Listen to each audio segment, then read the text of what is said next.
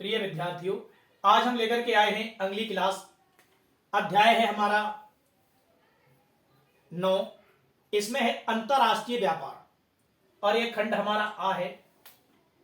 खंड हमारा आ है, पुस्तक हमारी आ है। पहले खंड में चल रहे हैं, ये अंतिम हमारा अध्याय है और ये हमारी पहली किताब खत्म हो जाएगी। फिर इसके बाद हम दूसरी किताब लेकर के चलेंगे। तो इसमें दिया हुआ है अंतरराष्ट्रीय व्यापार। देखिए, सबसे पहले इसने बहुविकल्प दिया है। प्रश्न दिया है सही विकल्प चुनकर के लिखिए। क्या दिया है कि सही विकल्प चुनकर के लिखिए। देखिए, सबसे पहले उसने प्रश्न दिया है कि संसार के अधिकांश महापतन इस प्रकार वर्गीकृत किए गए हैं। अब किस प्रकार वर्गीकृत? जो संसार के महापतन का मतलब होता है क्या कि पतन और पोताशय। अब पोताशय क्या है और पतन क्या है, तो उसमें दिया हुआ है उसने क्या कि ये महापतन। अब महापतन का मतलब क्या है कि पतन मतलब पतन क्या है और पोताशय क्या है। पतन का मतलब होता है कि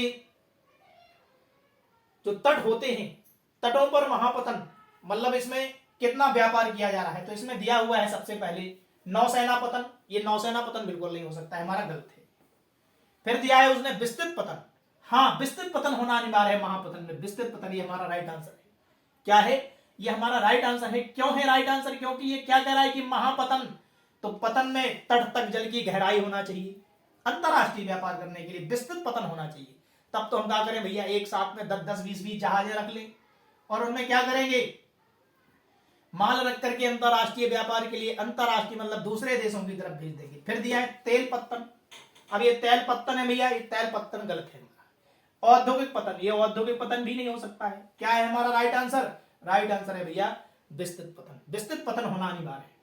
फिर देखिए, दूसरा प्रश्न दिया है उसने कि निम्न व्यापार समूहों में से भारत किस एक सह सदस्य है। किसका सह सदस्य है, मतलब क्या कह रहा है कि किसका सह सदस्य है। देखिए भैया, आसियान का नहीं है, आईसीडी का नहीं है, ओपेक देश का नहीं है। किसका सदस्य है हमारा भारत देश? साप्टा का। किसका सदस्य है? साप्टा का। तो हमारा ये पहला, दूसरे का हमारा पहला राइट आंसर रहेगा।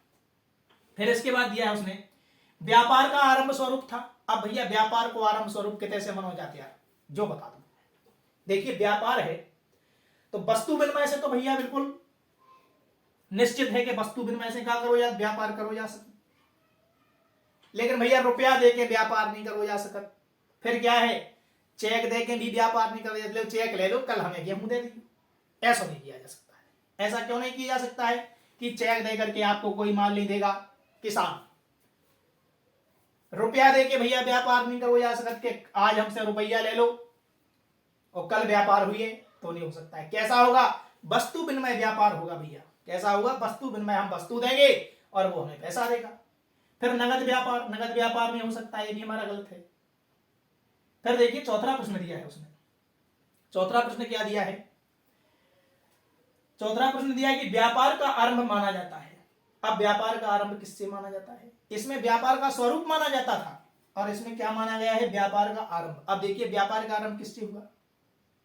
व्यापार का आरंभ किससे हुआ है? देखिए, महंगे सामान से भैया व्यापार को आरंभ नहीं हो सकता, जो गलत है। वस्त्रों से हो नहीं सकता है, ये हमारा गलत है। और वस्तु विनिमय प्रणाली से हो नहीं सकता, ये हमारा गलत है। क्या होगा? चीन के रेशा मार्ग से।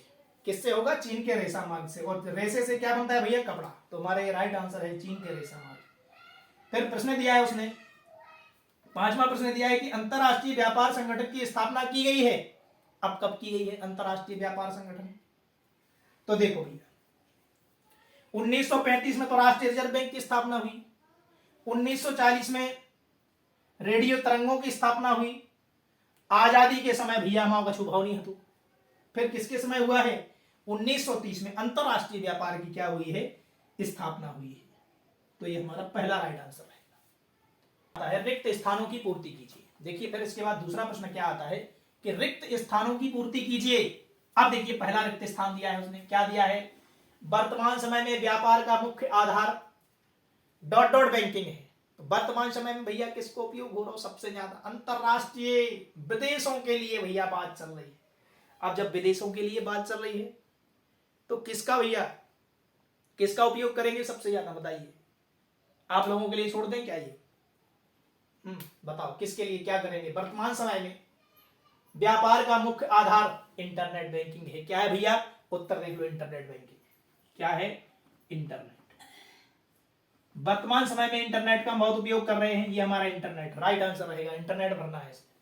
फिर देखिए दूसरा प्रश्न दिया है उसने, दास व्यापार यूरोप और डॉट डॉट के बीच चला। अब किसके बीच चला भैया? दास किसके बीच चला है? अमेरिका के बीच चला। किसके बीच चला? अमेरिका। उत्तर आएगा हमारा राइट आंसर अमेरिका। इसमें अमेरिका भर लीजिए आप लोग, ठीक। और भैया हमारे arts and agriculture coaching centre के नाम से जो यूट्यूब चैनल बना है उसको आप लोग सब्सक्राइब जरूर करते जाएं और इसको शेयर भी करते जाएं। देखिए फिर तीसरा प्रश्न दिया है, विदेशी व्यापार डॉट डॉट देशों के बीच व्यापारिक समझौता है। कितने देशों के बीच? वो कह रहा है कि द्विदेशीय व्यापार डॉट डॉट देशों के बीच व्यापारिक समझौता है। तो कितने देशों के बीच व्यापारिक समझौता भैया? 2 देशों के बीच। किसके बीच? 2 देशों के बीच। 2 भर पाए हैं इसमें, 2 भर लीजिए आप लोग। देखिए फिर प्रश्न दिया है उसने चौथा प्रश्न दिया है कि विश्व व्यापार संगठन सन डॉट डॉट में अस्तित्व में आया। क्या आया है? कि विश्व व्यापार संगठन सन कब, कौन से सन में आया है? तो भैया विश्व व्यापार संगठन अस्तित्व में आया है तो 1955 के अस्तित्व में आया है। कब आया है? 1955 के अस्तित्व में आया है विश्व व्यापार संगठन, 1955 के अस्तित्व। इसके बाद उसने आता है सत्य असत्य लिखिए। अब देखिए सबसे पहले उसने दिया है चीन का रेशम मार्ग प्रारंभ माना जाता है। चीन का जो रेशम मार्ग है सबसे पहले दिया रेशम मार्ग। सबसे पहले रेशम मार्ग हमारा कहां से हुआ था? चीन से हुआ था। तो क्या है? ये हमारा सत्य है, बिल्कुल सत्य बात है, ये हमारी सत्य बात है कि चीन से हमने क्या किया था भैया? रेशम मार्ग प्रारंभ किया था। क्या किया था मेरे भाइयों? रेशम मार्ग प्रारंभ किया था चीन से। कहां से किया था हमने? चीन से रेशम मार्ग प्रारंभ किया था। फिर प्रश्न दिया है उसने दूसरा, मुक्त अर्थव्यवस्था का आधार व्यापारिक उदारीकरण से है। मुक्त, बिल्कुल उदारीकरण। वो क्या कह रहा है कि मुक्त अर्थव्यवस्था का आधार व्यापारिक उदारीकरण से है। बिल्कुल सत्य बात है भैया। क्या है? सत्य बात है ये हमारा। हाँ बिल्कुल, मुक्त अर्थव्यवस्था का आधार व्यापारिक उदारीकरण से हुआ। जब हमने उदारीकरण की नीति अपनाई तब हमारी मुक्त अर्थव्यवस्था हुई। कैसी हुई? मुक्त अर्थव्यवस्था। फिर प्रश्न उसने दिया है, तीसरा प्रश्न दिया है, सन 1995 में विश्व व्यापार संगठन अस्तित्व में नहीं आया। वो क्या कर रहा है कि नहीं आया। अगर आया होता तो भैया हमारा कैसा आंसर था? राइट आंसर था। और वो क्या कह रहा है कि नहीं आया, तो नहीं आया तो हमारा ये क्या है? असत्य है। असत्य है। कैसा है ये हमारा? असत्य है। फिर इसके बाद प्रश्न दिया है, विश्व में 120 प्रादेशिक व्यापार समूह है। विश्व में 120 व्यापारिक समूह है। हाँ बिल्कुल है भैया, सत्य आंसर है हमारा। ये कैसा है? सत्य है। बिल्कुल 120 देश क्या कर रहे हैं? व्यापारिक समूह बनाए हैं और व्यापारिक समूह बना करके एक देश से दूसरे देश में व्यापार कर रहे हैं। ये हमारा अंतरराष्ट्रीय व्यापार चल रहा है भैया। तो बिल्कुल हमारा आंसर ये सही है, सत्य है। फिर प्रश्न 5वां दिया है, अंतरराष्ट्रीय व्यापार के प्रदूषण का खतरा भी बढ़ता जा रहा है। प्रदूषण का, अंतरराष्ट्रीय व्यापार से प्रदूषण को खतरा, हाँ भैया बिल्कुल बढ़। आजकल जमाना ही खराब है। अगर हम किसी को 2 रुपए उधार दे देते हैं तो कल उसकी लौटाने की इच्छा नहीं है। तो बिल्कुल बात सही है। क्या है? सही बात है, खतरा बढ़ता जा रहा है। व्यापारिक अंतरराष्ट्रीय प्रदूषण, ये प्रदूषण वही चीज है कि मतलब ले लिया फिर देना नहीं, तो यही क्या है? प्रदूषण है। बिल्कुल बात, प्रदूषण मतलब खतरा, खतरा बढ़ा रहा है। ठीक, तो ये हमारा आंसर कैसा है? बिल्कुल सत्य है। सत्य है भैया हमारा ये आंसर। ठीक, फिर इसके बाद हम सही जोड़ी बनाना है। तो देखिए सबसे पहले सही जोड़ी दी है, आदिम समाज के व्यापार। आदिम मतलब पहले समाज के व्यापार क्या करते थे? वस्तु विनिमय प्रणाली। क्या करते थे भैया? वस्तु विनिमय प्रणाली अपनाते थे। क्या करते थे? घी ले जाते थे और वहां से कपड़े लेकर के आते थे। वस्तु विनिमय प्रणाली मतलब आदिम समाज के व्यापार। मतलब पहले पुराने जमाने के व्यक्ति क्या करते थे? उन्हें पैसों से मतलब नहीं था। क्या करते थे? वस्तु विनिमय। मतलब यहां से हम किसी वस्तु को ले जाते थे और वहां से कपड़े लेकर के आते थे, घी लेकर गए, शक्कर लेकर आए। ये इस प्रकार की प्रणाली अपनाते थे। फिर क्या है भैया? विश्व व्यापार संगठन। अब विश्व व्यापार संगठन की स्थापना कब हुई? 1995 में। कब हुई है? 1995 विश्व व्यापार संगठन की स्थापना हुई। फिर दिया है प्रश्न, अंतरराष्ट्रीय व्यापार का आधार है अंतरराष्ट्रीय। आप देखो भैया, अंतरराष्ट्रीय व्यापार का आधार है पतन। पतन हमने आपको बताया है कि पतन क्या है। पतन भैया जहाजों के ठहरने का स्थान है पतन, जिसको हम पतन कहते हैं। एक पोताशय होता है और एक बंदरगाह होता है, एक स्टॉक होता है, तो ये क्या है, पतन है। पतन अंतरराष्ट्रीय व्यापार करने में बड़े सहायक होते हैं भैया। अगर पतन नहीं होंगे तो हमारा अंतरराष्ट्रीय व्यापार नहीं हो पाएगा। फिर प्रश्न चौथा दिया है कि वैश्वीकरण, वैश्वीकरण क्या है। वैश्वीकरण मुक्त व्यापार है भैया। वैश्वीकरण एक विश्व बाजार तो है, लेकिन ये मुक्त व्यापार है। कैसा है, एक मुक्त व्यापार है भैया, वैश्वीकरण मुक्त व्यापार है। फिर देखिए प्रश्न दिया है पांचवा प्रश्न दिया है। पांचवें प्रश्न में दिया है कि विश्व व्यापार का आभार, विश्व व्यापार का आभार, हम आभार प्रकट कर लेते हैं। जैसे जब कोई नेता आता है अपना स्पीच देता है तो हम उसका आभार प्रकट करते हैं बाद में। ऐसी भैया क्या है कि सबसे बड़ी जो भूमिका निभाई है वो किसने निभाई है, इंटरनेट बैंकिंग है। और इंटरनेट बैंकिंग का क्या है, विश्व व्यापार का आभार है, पूरे विश्व का आभार है कि हम भैया आभार प्रकट करते हैं कि आपने अपनी महत्वपूर्ण भूमिका निभाई है। तो क्या है हमारा इंटरनेट बैंकिंग। विश्व व्यापार का आभार सबसे ज्यादा प्रकट किया है इंटरनेट बैंकिंग में। हम इसको मिटा लेते हैं। फिर अगला प्रश्न आता है भैया, एक वाक्य में उत्तर दीजिए।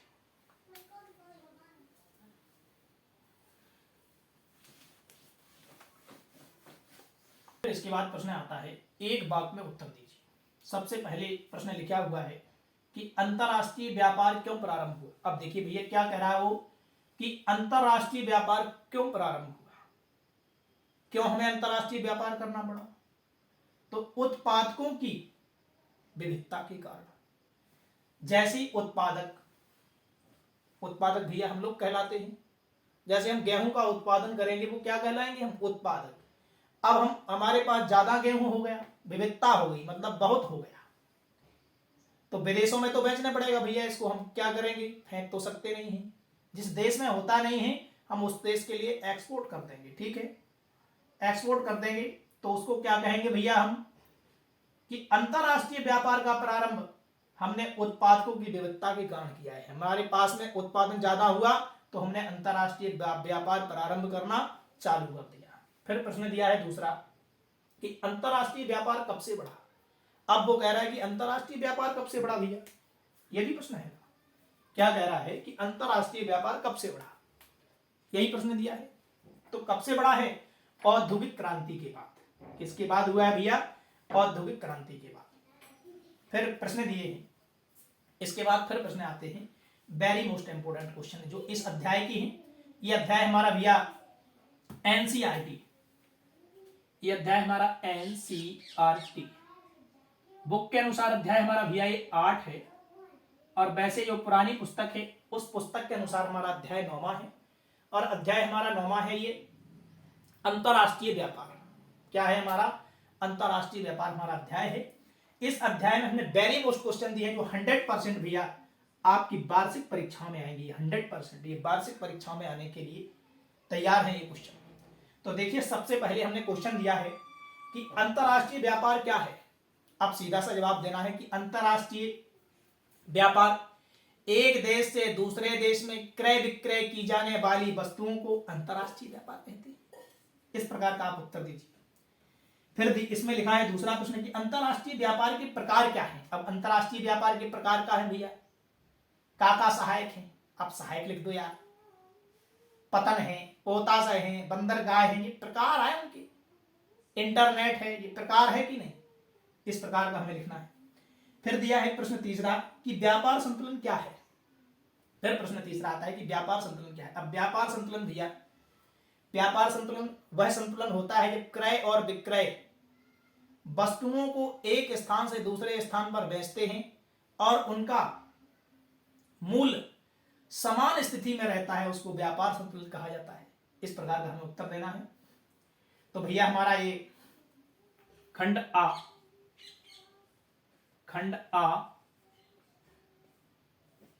और पुस्तक हमारी पहली भैया आज यही खत्म होती है। अब इसके बाद जो किताब हमारी पुस्तक दूसरी है उसका प्रारंभ करेंगे। आप लोग हमारे साथ बने रहिएगा। उसका पहले अध्याय से ही प्रारंभ होना है और वो हम प्रारंभ करेंगे। आप हमारे साथ बने रहिए और धन्यवाद आपको जो हमारी क्लास को सुनते रहे। और आप लोग आर्ट्स एंड एग्रीकल्चर कोचिंग के नाम से जो हमारा यूट्यूब बना है आप उसको सब्सक्राइब करना ना भूलें, ताकि हम आपको और नए नए वीडियो उपलब्ध करा सकें। आज की क्लास यहीं विराम होती है। धन्यवाद।